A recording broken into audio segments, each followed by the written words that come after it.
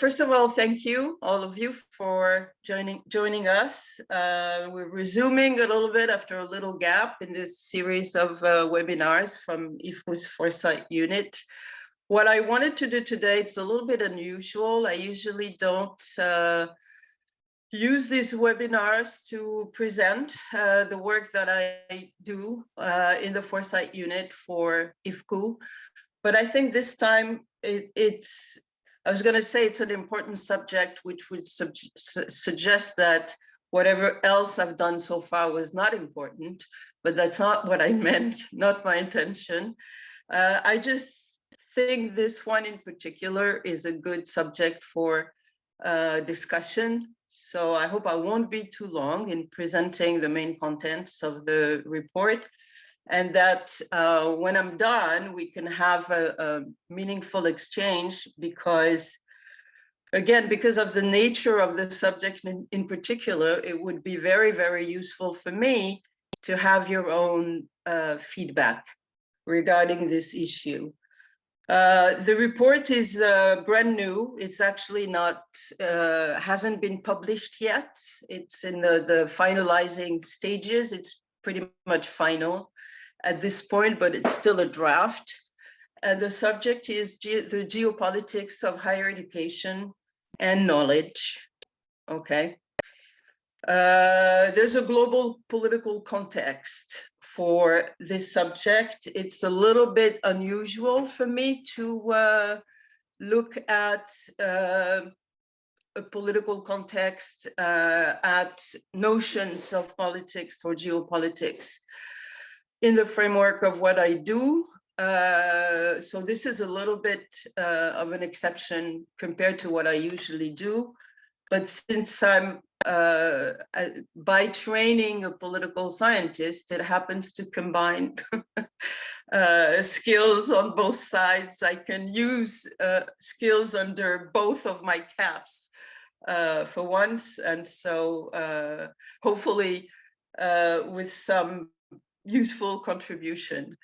The idea behind the report, or the report itself, is meant as a reflection on what's happening with higher education and the production of knowledge, meaning research, in the global context of geopolitical tensions that have been developing over the last few years. Okay. The picture is like this, just to introduce it in broad terms. For decades now, and I'm talking about the period that preceded the rise of these geopolitical tensions that began a few years ago, for decades, and through much of the world, really, democratic or not, the broad assumption has been that what was most advantageous to for all societies, actually, so regardless of type of regime, was internationalization. Internationalization expressed as, of course, student exchanges, student mobility, but also in setting up branch campuses. Usually the movement has been from the West, setting up US and Europe, mainly setting up branch campuses through other continents, primarily Asia, but also Middle East, Africa, okay? And of course, with regard to the production of knowledge in the trans-border movement of scholars and the development of international research projects, sometimes broad-based, sometimes involving scientists and scholars from multiple countries, okay? This is the broad context from which all of this begins to evolve. All of this has begun to evolve over the last few years. And I would say that the way that things were up until really a handful of years ago expressed the values that are upheld by many, many universities and many stakeholders in higher education and in the production of knowledge And that has been the case for a very long time, meaning that openness, working, for example, on open sources, favoring, supporting exchange between countries, between scientific institutions of various countries with various cultures, with various political systems, et cetera, was something that benefited all players involved, okay?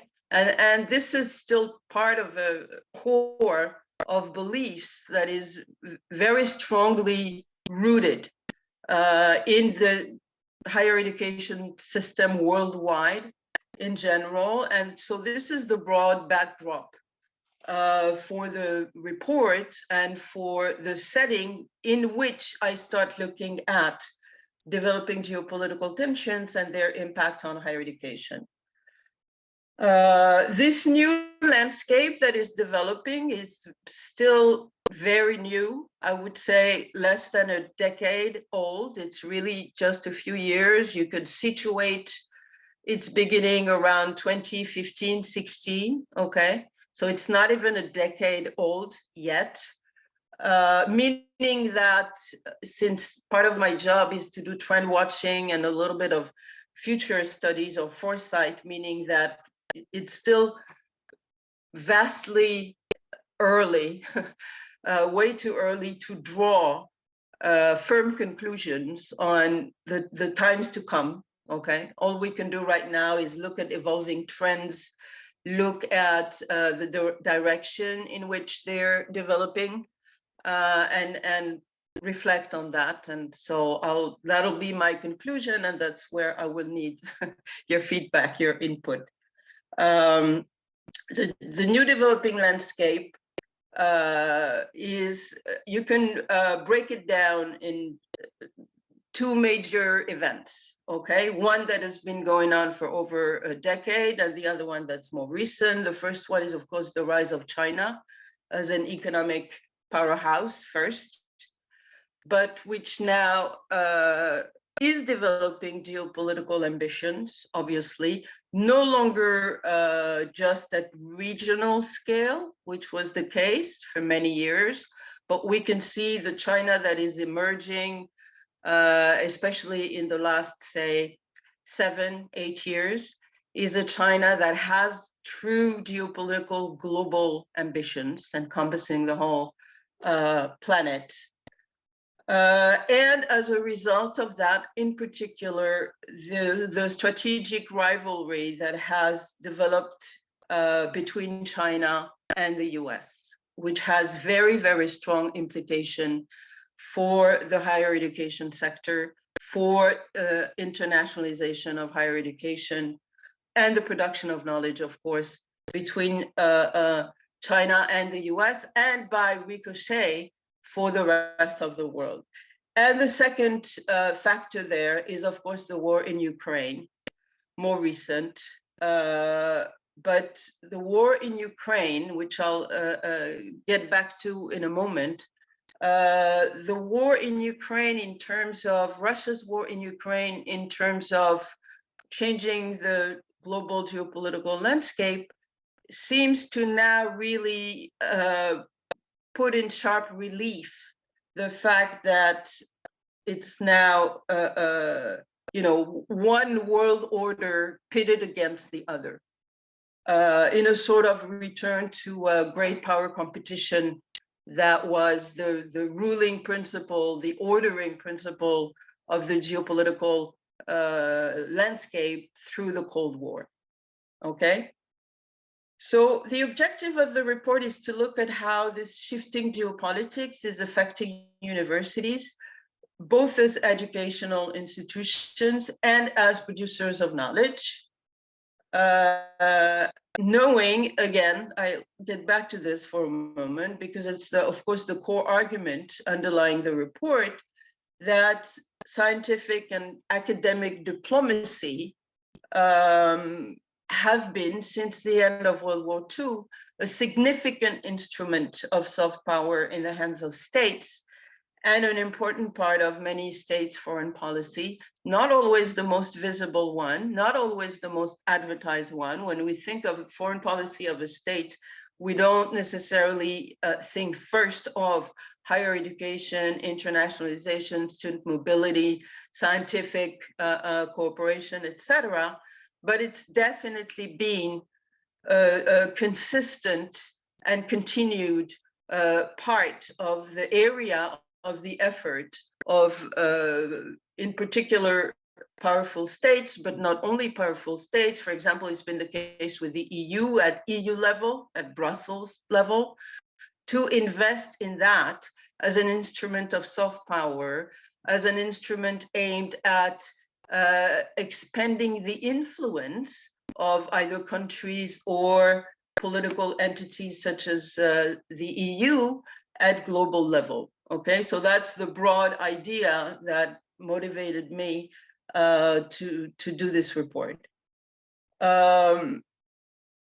To explore the issue, I'll tell you a little bit more now about the content, now that I've introduced the whole thing.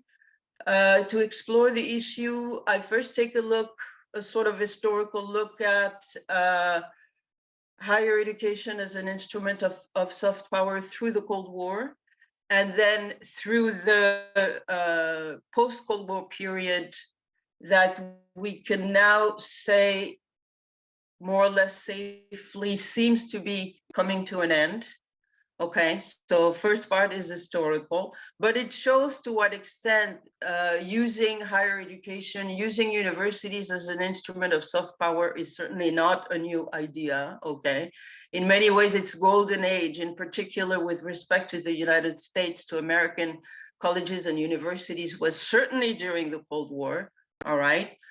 And then I look at how the end of the Cold War brings about that globalization and internationalization age that I was talking about a few minutes ago. So the first part, historical again, is meant at sort of setting the backdrop against which these new geopolitical developments now are prompting us to wonder what's going on and wonder what impact geopolitical changes are going to have on higher education at global scale. Then, of course, I look at the changes of the last few years against this backdrop of shifting global context. I mean, changes in higher education, in particular with the rise of China as a global actor. And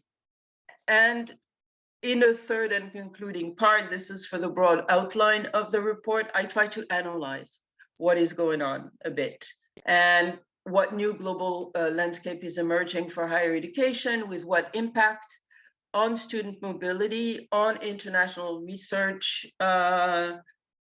international branch campuses, and what about all these assumptions that all of this has relied on for decades now? The fact that, you know, for example, to take the example of broad-based collaboration, research collaboration projects, sometimes involving multiple countries, as has been the case for decades now, again, relying on open sources, has been conceived as something that was aimed at benefiting all actors involved, not just all actors involved, but the whole planet, the entire planet. As a matter of fact, one case in point, if you want to just take one, I think, convincing example, is to think back about the beginning of the COVID-19 pandemic, how, albeit most of it online, of course, because people couldn't travel anymore, and so researchers couldn't travel anymore, how the emergence of the virus and the rapid spread of the coronavirus prompted multiple scientists across the planet to work together to analyze, try to get to analyze and understand the characteristics of the new virus in a way with a speed that was truly unprecedented in the history of scientific cooperation, okay? In less than a year, scientists through massive international collaboration projects were able to come up with sequencing, with understanding of the virus, understanding of how the virus operates, and that led to, in less than a year, the ability to produce a number of vaccines against the virus, okay? This would never have been possible if all countries that had the capabilities to participate in the scientific collaboration project had been behaving as if they were members of one camp set against another camp. This could not have happened, okay? So I think that the COVID-19 pandemic is a great example of what this spirit of open collaboration, regardless of, again, regimes, cultural differences, et cetera, has been able to produce. To look at a bit more in detail on the contents, central in this, of course, is the China-US relationship, with student exchanges that started in the late 1970s, with scientific cooperation between Chinese and American universities that truly boomed over the last 2 decades.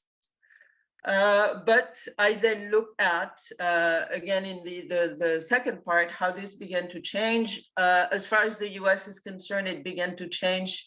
It really began to change at the initiative of the US. It began to change under the Obama administration, not the first term, but the second term, when suspiciousness in the US started developing about China's real motives in pursuing joint research projects, in trying to guide, to influence perceptions of China on American campuses, for example, through Confucius Institute, okay, something that I look at a little bit extensively in the report.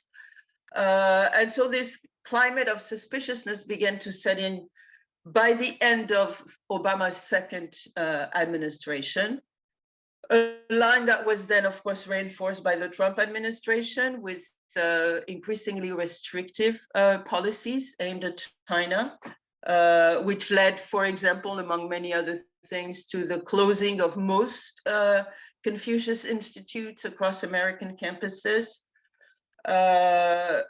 Number of different policies that I review in the report. And looking at the result already of these restrictive policies of the last few years on both sides, because China eventually started to respond with its own restrictive policies.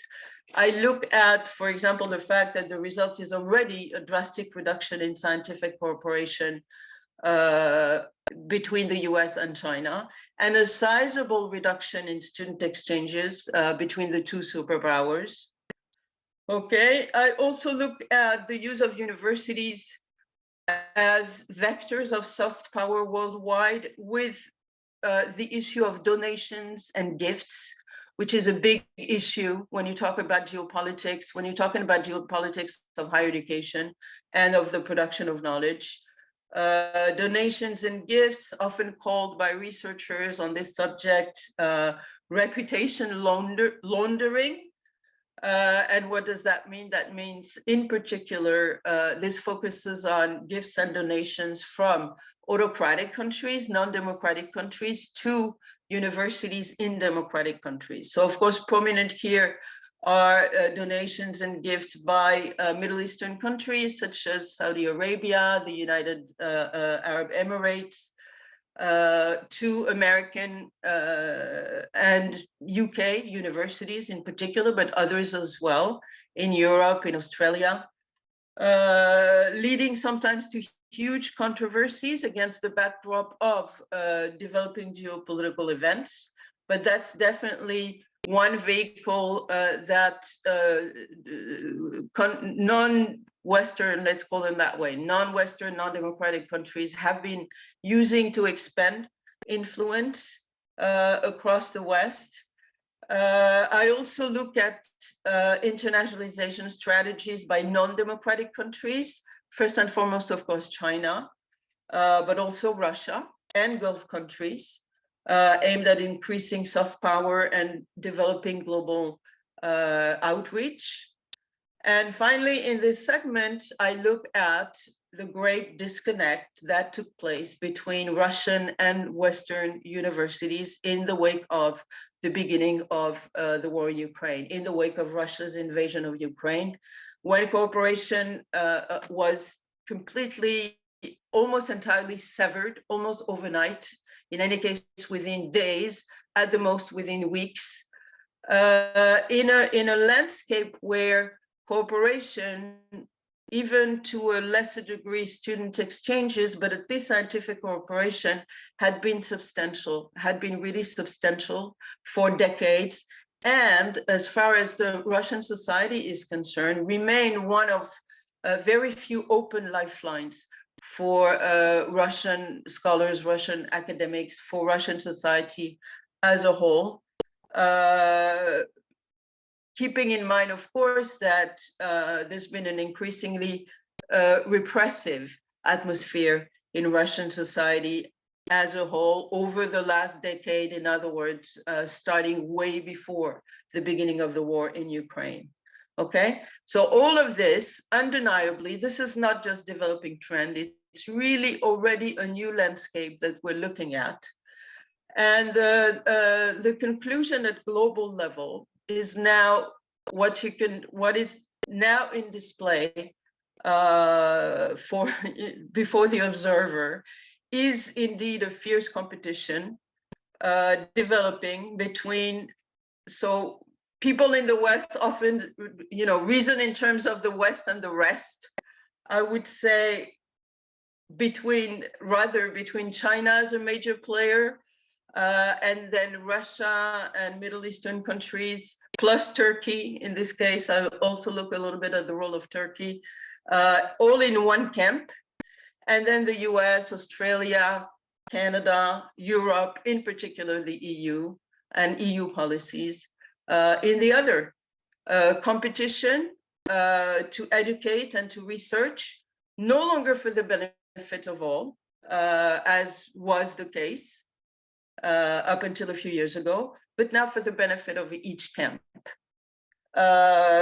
Concretely, this translates, for example, into, in the West, across the West, universities more and more submitted to rules of transparency and to restrictive policies in terms of scientific collaboration, in terms of disclosure of funding sources that extends in some cases to student mobility, in particular students from China.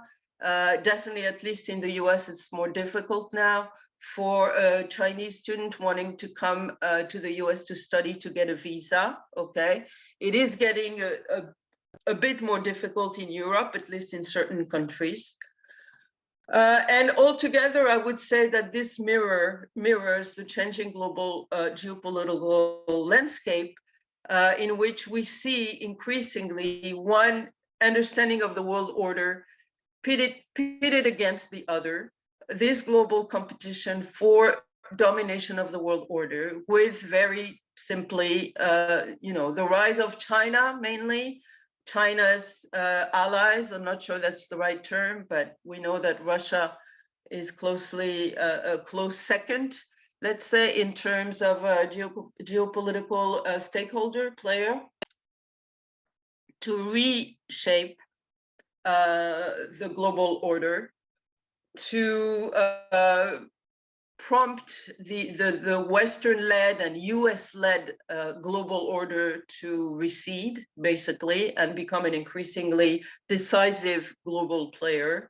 You can see these dynamics reflected, mirrored very precisely in what is going on with universities, roughly in these two camps, even though I don't really like to use that kind of vocabulary, but it's very close to what is actually going on. And the entire thing feels like we're really returning to a Cold War rationale. Now, this has been used, it's a little bit of a cliche, the idea that we're returning to some sort of Cold War global landscape, atmosphere, etc. Sometimes even called today Cold War II, is a little bit of a cliche. But when you start looking at a specific subject that is particularly relevant to this shifting geopolitics, you can see to what extent it's true.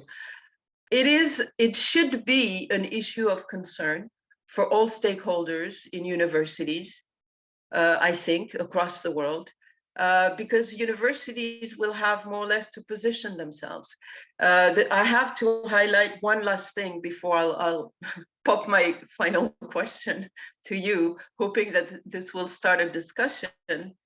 It's simply the idea that the way that the politics of it is going right now, in other words, in both camps, I'll keep using just to make it easier, this expression, in both camps, we see increasingly restrictive policies in aiming at putting restrictions on collaboration in universities, scientific collaboration, funding, sources of funding, and student mobility. Okay, this goes against the grain of the way that I described a few minutes ago at the beginning of my talk, of the way that, at least in the West, universities operate or believe that they should operate. In other words, openness, open sources, free-flowing academic and scientific exchanges, et cetera, et cetera, et cetera.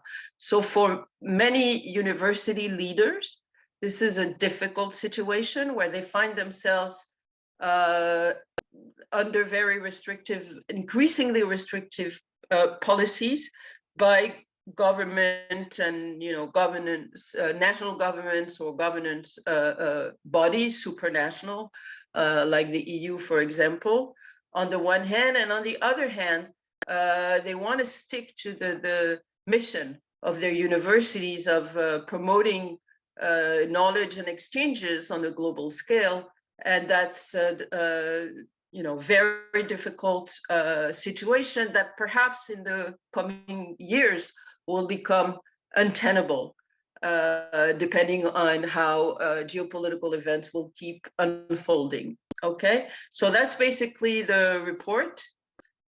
And the question I would like to put to you is this: that simply, what do you think should be the role of universities, provided that they retain some form of autonomy, which is not the case everywhere, obviously not the case now at this time in China and Russia, but insofar as there is a minimal margin of maneuver, given that changing global landscape, what should be the role of universities?